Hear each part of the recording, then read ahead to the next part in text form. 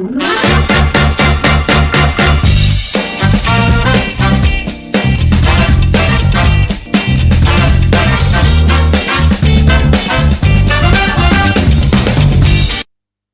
situation sécuritaire dans la partie est du pays s'avère très préoccupante. On en parle dans ce nouveau numéro de votre émission avec un invité justement, Alfred Maïcha, député national de l'UNC, à qui j'ai dit bonjour et bienvenue. Bonjour, monsieur le journaliste. C'est toujours un honneur d'échanger avec vous. Pareil pour moi. Vous allez bien? Très bien même. Alors dites-nous, d'entrée de jeu, vous êtes aussi porte-parole de l'UNC. Votre président, Vital Kamerhe, a été acquitté il y a quelques jours maintenant. Il a été voir le président de la République et il a même promis de toujours rester au service de la nation. Un satisfecit pour vous qui êtes membre du parti. Eh bien oui, il faut le dire. Nous y avons cru, c'est arrivé. L'acquittement du président Vital Kamerhe, ça a pris beaucoup de temps. On l'a regretté, mais on n'y revient plus.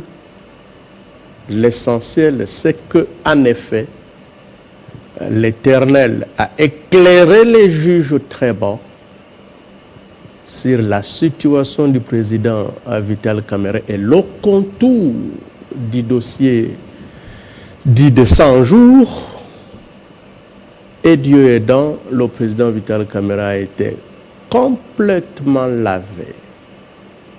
Vous pensez qu'aujourd'hui la vérité a hors été cause, oui, ainsi que l'ensemble de ses co-accusés.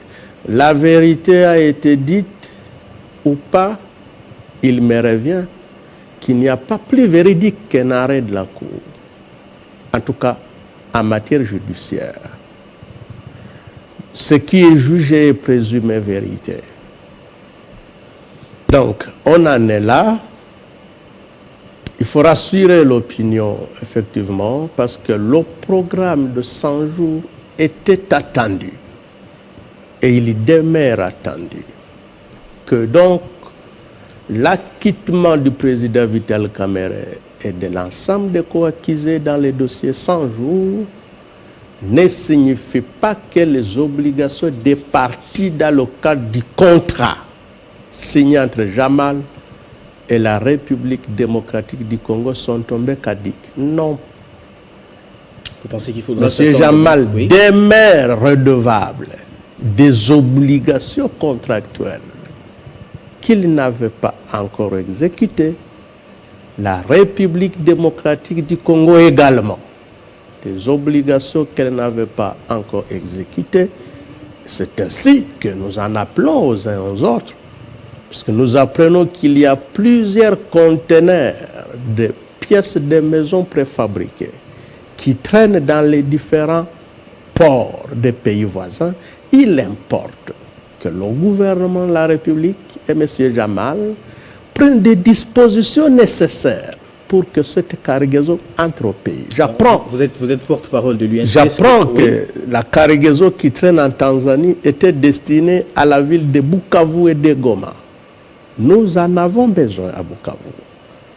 Oui, nous en avons besoin à Goma. Alors vous êtes pour améliorer les conditions, n'est-ce pas, des logements, des militaires, des policiers. Pourquoi pas partir de ces unités-là pour amorcer le géant programme d'élargissement de la ville, surtout de Bukavu, qui est déjà en train d'être totalement rempli d'hommes. Comment se préparent les partis justement par rapport aux échéances de 2023, après l'acquittement de Vital Kamerhe justement? Oui, il faut vous dire que c'est un gain en plus. Le parti était déjà en ordre utile des compétitions électorales. Le parti le sera encore mieux et davantage avec le président Vital Kamerhe acquitté. Donc, la semaine passée, on a dit, à la demande du président lui-même, reporté la séance qui était prévue comme première sortie politique du président Vital Kamerhe à travers des messes d'action de grâce qui auraient dû se tenir à Bukavu, à Goma et ici à Kinshasa. Ça veut dire qu'on doit s'attendre à un retour imminent politique de Vital Kamerhe oui, dans les tout prochains jours. L'agenda ne l'a pas permis. On est en train d'y travailler. Le moment venu, eh bien, ça aura lieu. Alors, on va aborder notre toute première thématique, feuille de route de Luanda, alternative pour juguler la crise. On a suivi, le chef de l'État Félix-Antoine Tshisekedi a pris part au mini-sommet qui a été organisé justement au Luanda sous les auspices du président angolais Joao Lourenço. Les deux chefs d'État ont émis le vœu justement de voir leur relation bilatérale s'est normalisée. Il faut dire que 2 résolutions sont sortis justement de ces mini-sommets. Il y a entre autres la relance de la commission mixte RDC-Rwanda pour le 12 juillet et aussi le retrait du M23 du sol congolais. Votre réaction? Oui, une crise militaire, la guerre, la rébellion, l'insurrection, on sait comment on la commence. On ne sait jamais comment on la finit. C'est-à-dire quoi? Il n'y a pas un schéma unique par lequel on peut y mettre fin. J'entends qui critiquent la feuille de route, j'en entends qui l'applaudissent. Oui, c'est une œuvre humaine. Mais pour nous qui connaissons la guerre, il ne faut pas demander qu'est-ce que c'est que la liberté à celui qui n'en a jamais été privé. Non, il vous donnera certainement une valeur inférieure. La guerre, il ne faut pas poser des questions à ceux qui en entendent parler à la radio et à la télévision. Il faut nous demander, nous, qui sommes nés dans la guerre. Vous êtes de l'Est, justement. Oh oui, nous avons grandi très bien les réalités dans la guerre. Je crains que nous ne vieillissions dedans. Donc, en fait, on sait comment on commence cette entreprise criminelle. On ne sait jamais comment et à la faveur de qui on l'a fini. Donc, pour moi, j'encourage le président de la République à faire ce genre de contacts, sans nécessairement y croire. Voyez-vous? Vous encouragez l'approche diplomatique aujourd'hui? Oui, je l'encourage, mais sans nécessairement y croire. Parce que l'interlocuteur en face de nous également n'y croit pas. On a demandé au M23 de quitter le sol congolais, mais ils n'ont pas quitté. Il ne quittera pas par le fait de la parole. Qu'est-ce qu'il faut? Parce qu'il n'est pas venu par le fait de la parole. Ok. Le président Kagame sait pertinemment bien qu'il n'y a plus d'FDLR au Congo. Il le sait mieux que quiconque. Il ne cesse de s'apaisantir sur cette question. Ah mais oui, voilà, c'est un alibi. Mais il sait, dans son fort intérieur, il sait qu'il n'y a pas d'FDLR au Congo. Parce qu'il y a des mécanismes conjoints de vérification qui ont été institués depuis Kabila, qui continuent jusqu'à ce jour. Il y a peu, des journaux, y compris rwandais, ont annoncé qu'on venait d'abattre le tout dernier leader FDLR qui restait au Congo. Et si vous demandez au président Kagame de vous citer les noms d'un seul leader FDLR qu'il connaît, qui est encore au Congo, il n'en a pas. Qu'est-ce que vous voulez insinuer concrètement? Non, mais écoutez, l'hypocrisie de la diplomatie de nos partenaires. Alors, nous ne devons pas lui donner l'occasion de montrer à la face du monde que ce qu'il dit est vrai. C'est ainsi qu'à un rendez-vous qu'il veut bien fixer, nous devons être là. Il s'est exprimé d'ailleurs au micro de France 24 récemment. Mais attention, nous aussi comme lui. On a senti un Paul Kagame en position de faiblesse vis-à-vis de la RDC. Un instant. Nous aussi comme lui, nous devons cesser d'y croire. C'est pas parce qu'on est allé en Angola que notre armée doit dormir. Non. Elle ne dort pas. Que nos services, fait un grand travail. Un instant. Que nos services de sécurité dorment. Voyez-vous, dans tous les cas de figure, le Rwanda ne devrait pas être un adversaire qui nous ferait manquer de sommeil. Non, nous sommes capables de lui faire manquer de sommeil plus que nous. Est-ce qu'entre la diplomatie et la guerre, qu'est-ce que vous préconisez? Les deux. Il n'y a pas l'un sans l'autre. Voyez-vous, aujourd'hui, je trouve le président rwandais trop bavard qu'il ne l'a toujours été. Ce n'est pas vain. Au micro de France 24, apparemment. À tous les micros, même chez lui. Ce n'est pas vain. Connaissant l'homme, c'est notre voisin.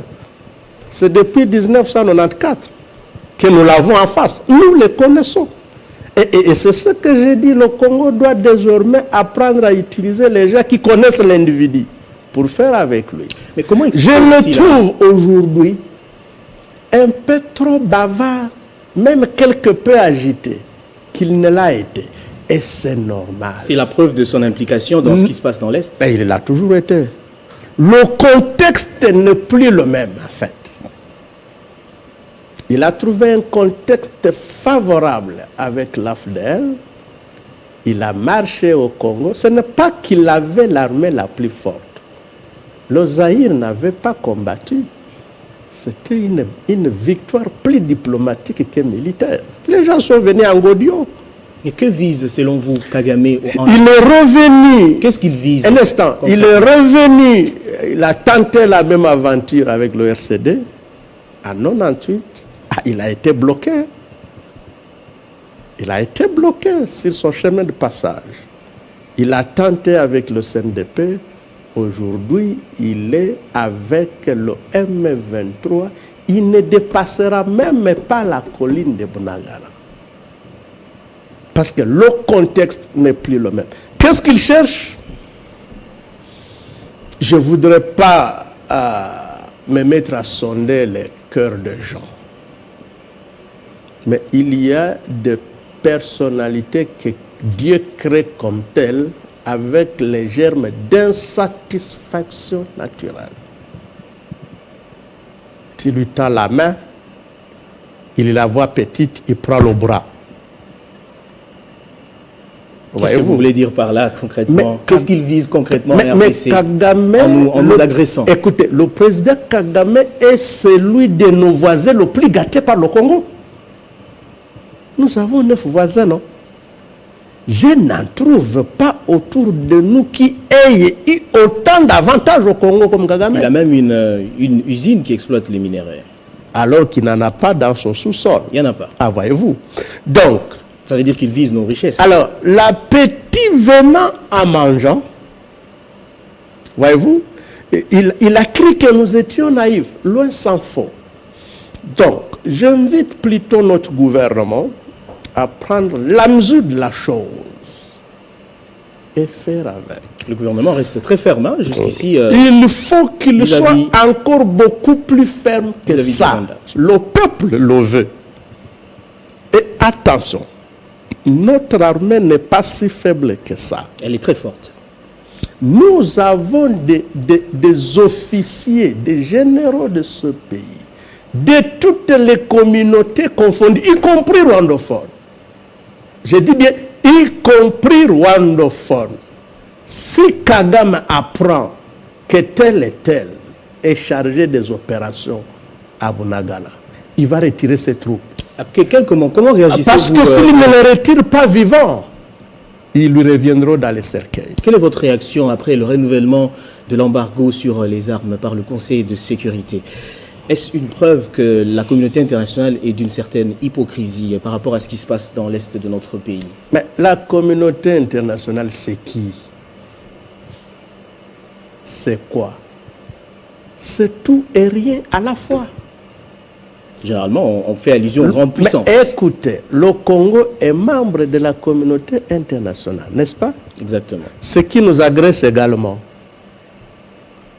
Donc, il ne faut pas trop mettre le salut du Congo dans la communauté internationale. Nous devons maintenir une présence hypocrite. Il faut s'en méfier. S'il vous plaît, auprès d'eux. Mais en interne, on s'organise. Le jour où ces gens-là nous trouveront organisés, ils vont nous saluer avec respect. Écoutez, pourquoi Kagame ne va pas au Burundi? Mais il en aura à son compte. Pourquoi il ne va pas en Tanzanie? Il en aura à son compte.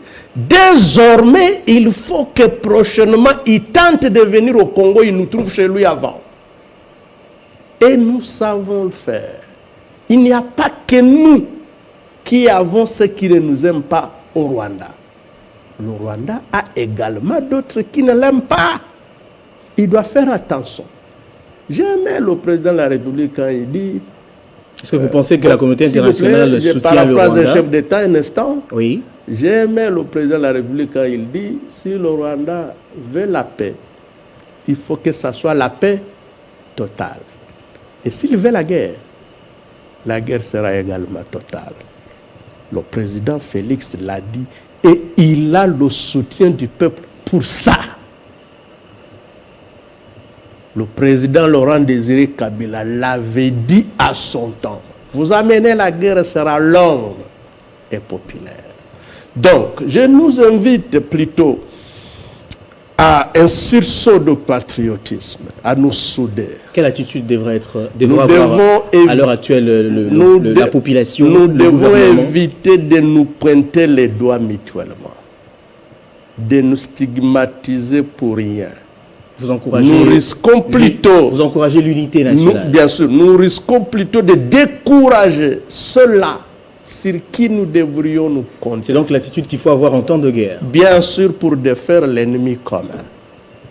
Je n'ai pas dit que c'est toute la communauté rwandophone du Congo qui soutient Kagame. Alors, non, il nous reste très peu de temps. Il y a certainement des traîtres de ce côté-là, comme il y en a dans d'autres communautés congolaises. Très rapidement, oui. Nous devons les identifier, les mettre hors d'état de nuire, et les restes mettre à contribution toutes les forces vives, politiques et militaires, pour en finir avec l'ennemi. Il nous reste très peu de temps. On va en profiter pour aborder la toute dernière thématique, je crois, en moins de 5 minutes. Quelle priorité, vous êtes du Sud Kivu, un élu de Bukavu justement, quelle priorité aujourd'hui pour le développement de cette province? Vous voulez développer le Sud Kivu? Construisez les routes. Faites la sécurité.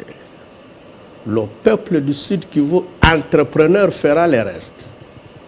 Si vous reliez Bukavu à Uvira, Fizi, jusqu'au Katanga, vous reliez cette ville à Mwenga, Shabunda et Maniema, qui prend le Kasaï, vous reliez cette ville à Goma et d'autres coins, vous faites les routes de dessert agricole. Donc il faut partir des infrastructures routières. Absolument.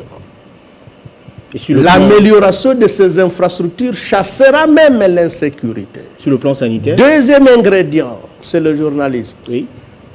L'aménagement du territoire. Les villes sont sursaturées alors que nous avons des vastes étendues de terres vides, inhabitées.